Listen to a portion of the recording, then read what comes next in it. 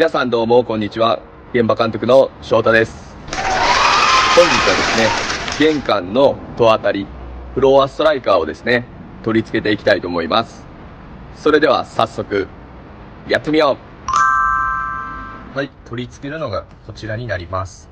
これ今仮置きしてるんですけど、これをですね、ここに、ボルトを打って、その上に留めていきたいと思います。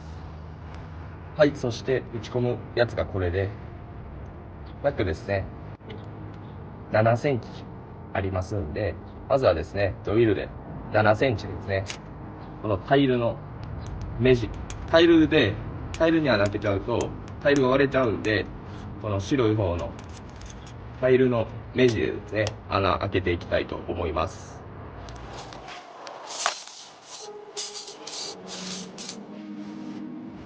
はい、そしてこの足入れていきます。入れたらですね、この足中で広がって抜けないっていう形になります。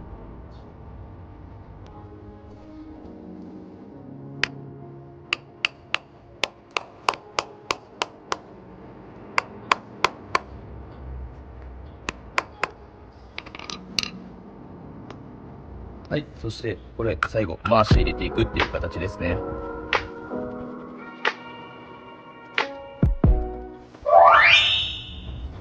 はい、取り付け完了しました。